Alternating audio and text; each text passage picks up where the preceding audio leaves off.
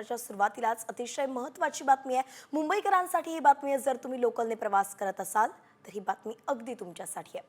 प्रवाशांनो, लोकलचं वेळापत्रक पहा आणि मगच घराबाहेर पडा, कारण आज सीएसएमटी आणि विद्याविहार दरम्यान अप आणि डाऊन धीम्या मार्गावरती सकाळी 11 ते दुपारी 3:35 मेगा ब्लॉक असणार आहे। तर कुर्ला आणि वाशी अप आणि डाऊन मार्गावरती हार्बर मार्गावरती 11 ते 4 पर्यंत ब्लॉक असेल। सीएसएमटी इथून सकाळी 10:30 ते दुपारी 3:30 पर्यंत पनवेल, बेलापूर, वाशी जाणाऱ्या डाऊन हार्बर मार्गावरील लोकल रद्द करण्यात आल्या आहेत।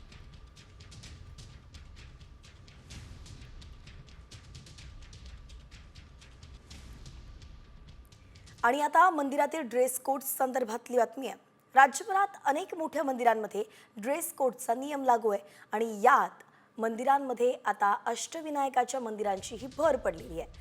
अष्टविनायक गणपतींमध्ये मोरगावचा मोरेश्वर, थेऊरचा चिंतामणी आणि सिद्धटेकचा सिद्धिविनायक यांच्यासह चिंचवडचा मोरया गोसावी, संजीवन मंदिर आणि खार नारंगी या मंदिरातील दर्शनासाठी आता पोशाखाची नियमावली जाहीर करण्यात आली आहे। पण ही सक्ती नाही, तर मंदिराचं पावित्र्य राखण्यासाठी तोडके कपडे परिधान करून दर्शनासाठी न येण्याची विनंती मंदिराच्या ट्रस्टकडून करण्यात आलेली आहे। तर पुरुषांसाठी पारंपरिक आणि सभ्य पोशाख सांगण्यात आलेला आहे। शर्ट, टी शर्ट, पूर्ण पॅन्ट, धोतर, कुर्ता, पायजमा असं ते घालू शकतात। तर महिलांसाठी साडी, सलवार कमीज, पंजाबी ड्रेस, पारंपरिक पोशाख सांगितलेला आहे। मंदिराच्या पावित्र्यास अनुकूल आदरयुक्तच वस्त्र परिधान करावे अशी विनंती करण्यात आलेली आहे।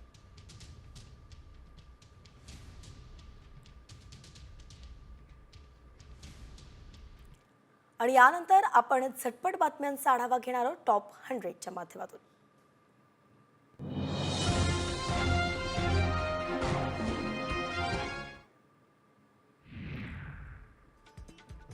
किल्ले रायगडावरील भाषणात केंद्रीय मंत्री अमित शहांनी लोकमान्य टिळक आणि बाबासाहेब पुरंदरेंचा विशेष उल्लेख केला। लोकमान्य टिळकांनी रायगड या पुण्यभूमीला स्मृतिस्थळ केलं असं शहा म्हणाले। तर टिळकांनी किल्ल्यावरील स्मारकासाठी संघर्ष केला, तर बाबासाहेब पुरंदरेंनी योगदान मोठं असल्याचंही ते म्हणाले आहेत। छत्रपती शिवाजी महाराज की। साताऱ्यात अजित पवार आणि शरद पवार एकत्र आलेत। रयत शिक्षण संस्थेच्या बैठकीमध्ये दोन्ही पवार उपस्थित होते आणि यावेळी अजित पवार आणि शरद पवार बैठकीला शेजारी बसले। या बैठकीला दिलीप वळसे पाटील, विश्वजित कदम सुद्धा उपस्थित होते। सकाळी अजित पवार हे अमित शहांसोबत रायगडावरती उपस्थित होते आणि नंतर अजित पवार पवारांसोबत बैठकीत उपस्थित होते।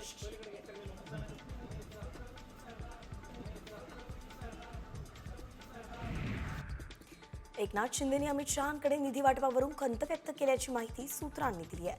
माहितीमध्ये निधी वाटप समान व्हावं, आमच्या फाईल्स मंजूर होत नसल्याची तक्रारही शहांकडे शिंदेंनी केली आहे। शिवाय रायगड, नाशिक पालकमंत्री पदाचा तिढा सोडवण्याची विनंतीही त्यांनी केल्याची माहिती सूत्रांनी दिली आहे।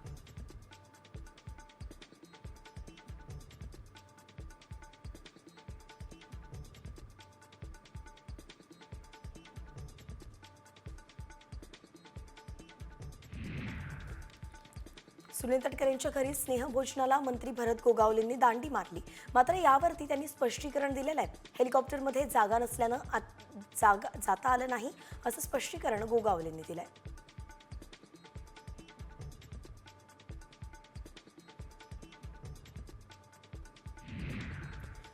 राजू शेट्टींनी कृषीमंत्री माणिकराव कोकाटेंवरती जोरदार टीका केली आहे। बेताल वक्तव्य करणाऱ्या कोकाटेंना मंत्रिमंडळातून काढून टाकायची मागणीच राजू शेट्टींनी केली आहे। तर उपमुख्यमंत्री अजित पवारांनी समज दिल्यानंतर सुद्धा कोकाटेंचं बेताल वक्तव्य काही थांबलेले नाहीये।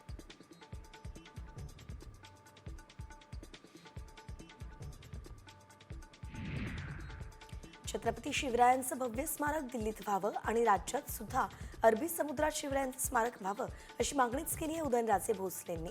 लवकरच दिल्लीत आणि राज्यात शिवरायांचं भव्य स्मारक करणार अशी ग्वाही यानंतर मुख्यमंत्री फडणवीसांनी दिली।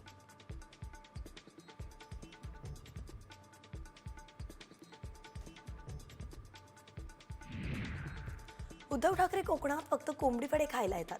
कोकणात ठाकरे येतील त्या दिवशी कोंबडी वडे, मासे बंद ठेवा असं सगळ्या हॉटेलवाल्यांना सांगून ठेवलंय असं म्हणत नारायण राणेंनी ठाकरेंवरती टीका केली आहे।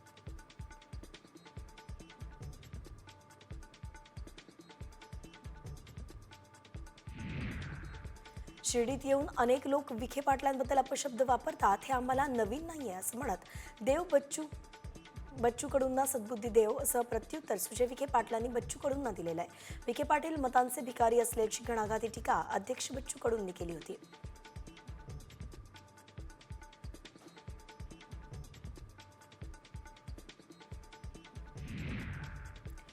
पहिला कडेलोट हा कोरटकर आणि राहुल सोलापूरकरचा करा अशी मागणी अमोल मिटकरींनी सरकारकडे केली आहे. हीच शिवरायांना खरी आदरांजली ठरेल असंही मिटकरी म्हणालेत. तर महापुरुषांचा कडेलोट व्हावा अशी आमची भावना असल्याचं विधान रायगडावरती फडणवीसांनी केलं होतं.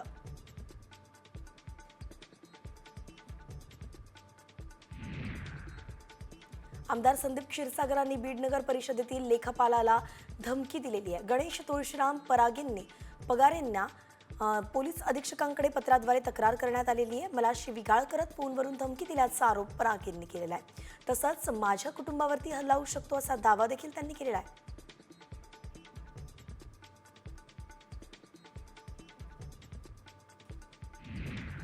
मनोज जरांगेंनी शहाद्याच्या शहागडमध्ये मराठवाड्यातील मराठा सेवकांची बैठक बोलावली होती आणि या बैठकीत त्यांनी मराठा सेवकांना मार्गदर्शन केलं. आरक्षणाच्या विषयाबरोबरच समाजातील गरीब मराठा समाजाला न्याय देण्यासाठी कायम करण्याचं आवाहनच जरांगेंनी मराठा सेवकांना केलंय.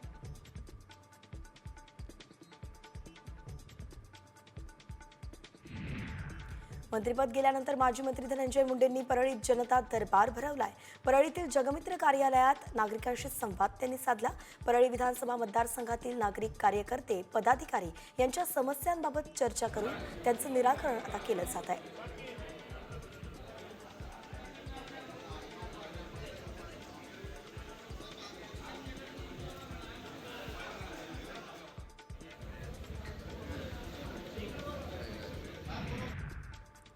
मंत्री गुलाबराव पाटलांनी जळगावातील विद्यार्थ्यांना अजब सल्ला दिलाय.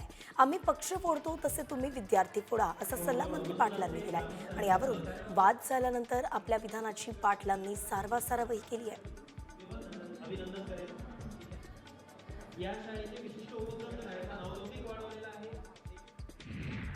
मराठी पाट्यांबाबत मंत्री गुलाबराव पाटलांनी प्रतिक्रिया दिली आहे. बऱ्याच ठिकाणी शाळांच्या पाट्या मराठीमध्ये असतात, मराठी भाषा वापरलीच पाहिजे अशी मागणी देखील त्यांनी केली आहे.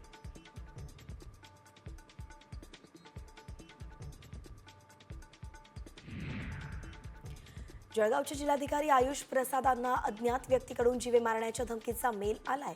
अज्ञात व्यक्तीनं मुख्यमंत्री कार्यालयाला जळगावचे जिल्हाधिकाऱ्यांना जीवे मारण्यासंदर्भात मेल पाठवल्याची माहिती आहे. तर मुख्यमंत्री कार्यालयानं हाच मेल जिल्हाधिकाऱ्यांना पाठवून या संदर्भात पोलिसात तक्रार केली आहे.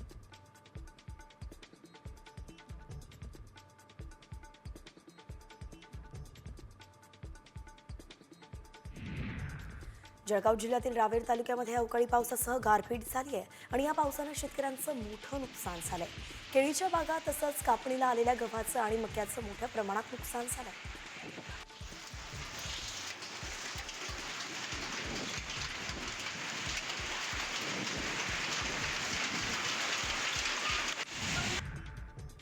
अकोला अकोट तालुक्याला पुन्हा अवकाळी पावसाचा फटका बसलाय. शिवपूर कासोद शेतशिवारामध्ये वीज कोसळून लक्ष्मण गुरेकार यांची 2 बैल दगावली आहेत. शेतकऱ्याचे यात मोठं आर्थिक नुकसान झालंय. शासनानं आता मदत करावी अशी अपेक्षाच शेतकरी व्यक्त करतोय.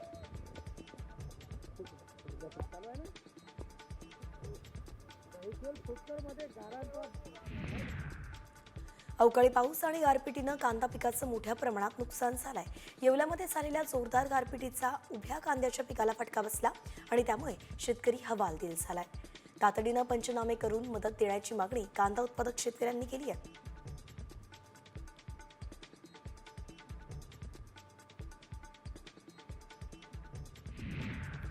नाशिकच्या येवला शहरात जोरदार अवकाळी पावसानं हजेरी लावली आहे. अचानक वादळी वाऱ्यासह जोरदार पाऊस झाला.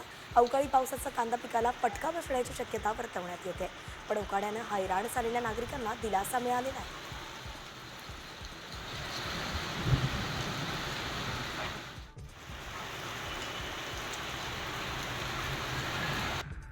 अमरावती जिल्ह्यात वादळी वाऱ्यासह जोरदार गारांचा पाऊस पडला. अंजनगाव सुरजी तालुक्यात अवकाळी पावसानं हजेरी लावली आहे. पावसामुळे आंबा, संत्रा, केळी, लिंबू या कांदा पिकांना जोरदार फटका बसण्याची शक्यता आहे.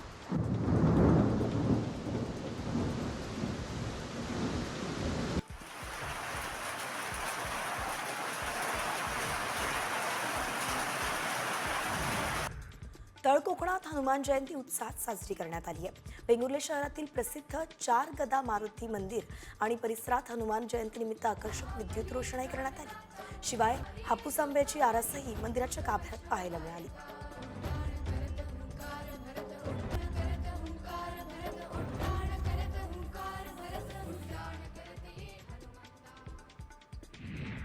पुण्यातील रहाटणीमध्ये सह्याद्री कुस्ती संकुलात अनोख्या पद्धतीनं हनुमान जयंती साजरी करण्यात आली आहे आणि यावेळी आखाड्यातल्या मातीचं पूजनही करण्यात आलंय. तिथे शंकराची पिंड तयार करण्यात आली आहे. कुस्तीपटूंची मानाची गदा सुद्धा ठेवण्यात आली होती.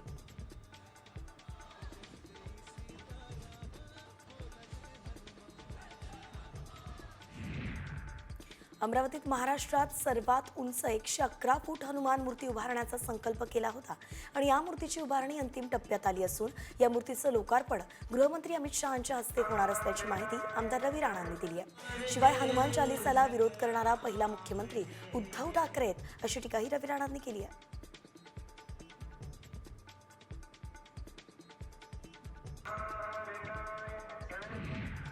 हनुमान जयंतीनिमित्त शिर्डीत अनोख्या स्पर्धेचं आयोजन करण्यात आलंय. साई मंदिराजवळील हनुमान मंदिरासमोर 125 किलो वजनाचा बजरंग गोटा उचलण्याची जुनी परंपरा आहे आणि त्यामुळे साई दरबारी दर्शन करण्यासाठी येणाऱ्या भाविकांनी हा दगड उचलण्याचा प्रयत्न करत कार्यक्रमात सहभागी घेतला.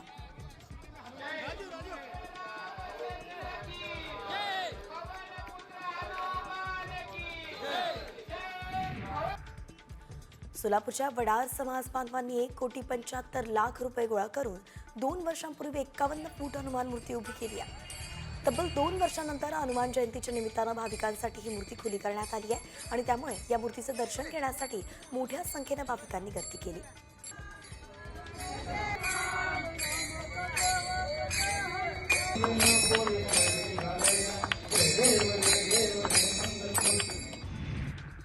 अंबाजोगाईतील यादवकालीन संकलेश्वर मंदिर महादेव मंदिर राज्य संरक्षित स्मारक म्हणून घोषित करण्यात आलेलं आहे आणि यामुळे या ऐतिहासिक मंदिराच्या संवर्धन आणि संरक्षणात आता चालना मिळणार आहे. या निर्णयामुळे पर्यटन वाढीसाठी देखील मदत होईल.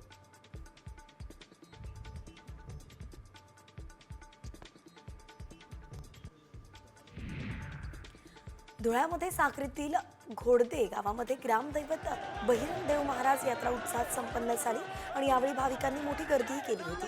या ठिकाणी गळ खेळणं तसंच हुक टोचणं आणि ह्या परंपरा कायम असल्याचं दिसून येत आहे.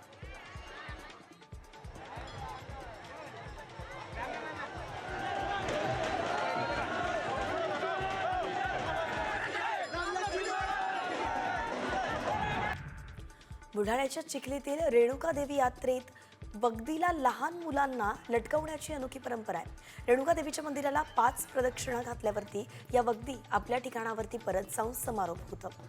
यासाठी परिसरातील भाविकांची मोठी गर्दीही पाहायला मिळते.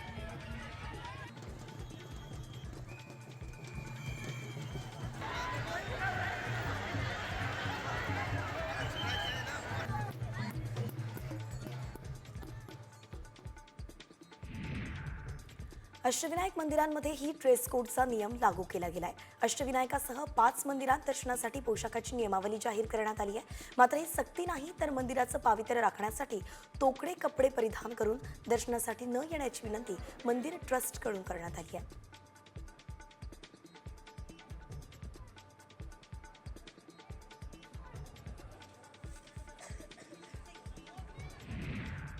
पालघरमध्ये महालक्ष्मी यात्रोत्सवाला सुरुवात झाली आहे आणि या यात्रेत दिवसाला महाराष्ट्रासह गुजरात आणि राजस्थानमधील लाखो भाविक मातेच्या दर्शनासाठी दाखल होतात.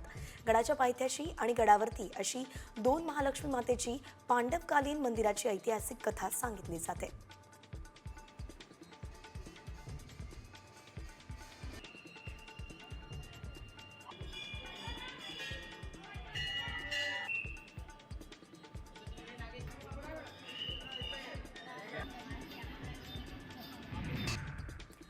धाराशिवमध्ये येरमाळामध्ये श्री येडेश्वर देवीच्या चैत्र पौर्णिमा यात्रेला सुरुवात झाली आहे. पुढचे 5 दिवस ही यात्रा चालणार आहे. दरम्यान चैत्र पौर्णिमेच्या निमित्तानं देवीची मिरवणूक निघणार आहे. चुनखडी वेचण्याचा मुख्य कार्यक्रम सुद्धा उद्याच होईल.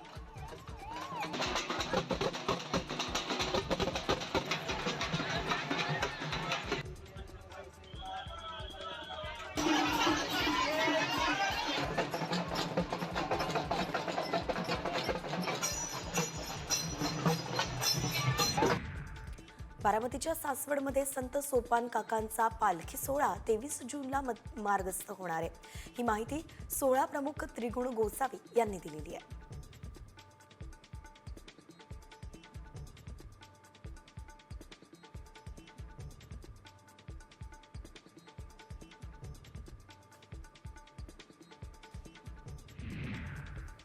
शिरूरमध्ये कवठे येमाई गावामध्ये श्री येमाई देवीच्या यात्रेनिमित्त पालखी काढण्यात आली आणि यावेळी पारंपरिक तालवाद्य वाजवून पालखीनं सर्वांचंच लक्ष वेधून घेतलं. दरम्यान यावेळी विविध कार्यक्रमांचं आयोजन करण्यात आलं होतं.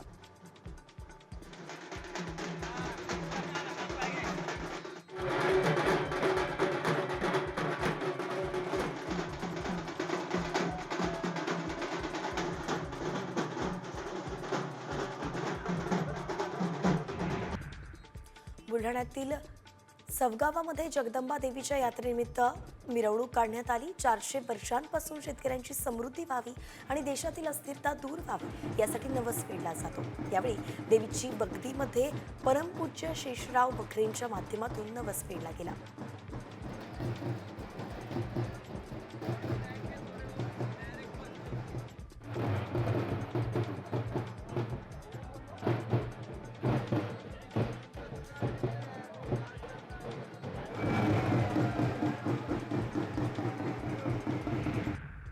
पुण्याच्या आंध्रा धरणाच्या पाण्यामध्ये एक तरुण धोकादायक पद्धतीनं मोटारसायकल चालवत असल्याचं चित्र समोर आलंय आणि त्यामुळे त्याचा जीव जाण्याची शक्यताही नाकारता येत नाहीये.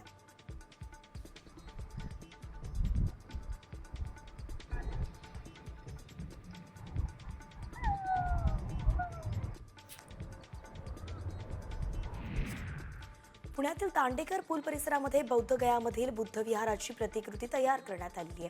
बाबासाहेब आंबेडकर जयंतीनिमित्त अजिंक्य भीमज्योत सेवा संघाच्या वतीनं हा उपक्रम राबवण्यात आला. दरम्यान गेल्या 35 वर्षांपासून बुद्ध विचाराला अनुसरून विविध प्रतिकृती साकारल्या जातात.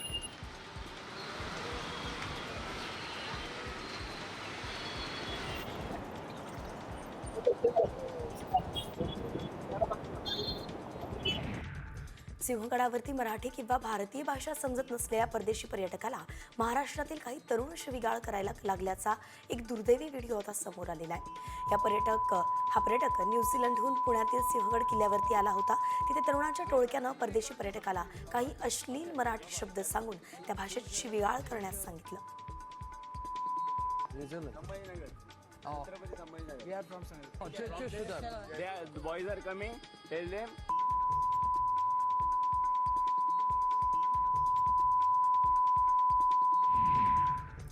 आणि आता एक मोठी बातमी आपण पाहतोय. धावत्या ट्रेनमधून उतरणं तरुणीच्या चांगलंच अंगलट आलंय. तरुणी ट्रेनमधून बाहेर पडली आहे. अंगाचा थरकाप उडवणारी घटना सीसीटीव्हीत कैद झाली आहे.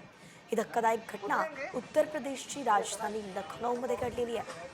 ही तरुणी व्हिडिओ रील्स बनवण्यासाठी हा संपूर्ण प्रकार करत असल्याची माहिती समोर आली आहे. मात्र व्हिडिओ बनवणं तरुणीच्या चांगलंच अंगलट आलंय.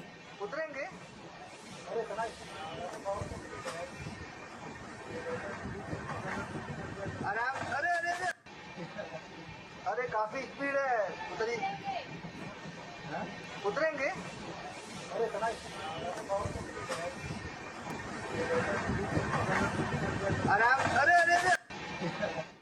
आणि यानंतर बातमी आहे आरोग्य व्यवस्थेच्या धिंडवड्याची. वकिलांना उपचारासाठी घेऊन आलेल्या मुलालाच सलाईनची बाटली धरून उभं राहायला लागल्याचा धक्कादायक प्रकार समोर आलाय.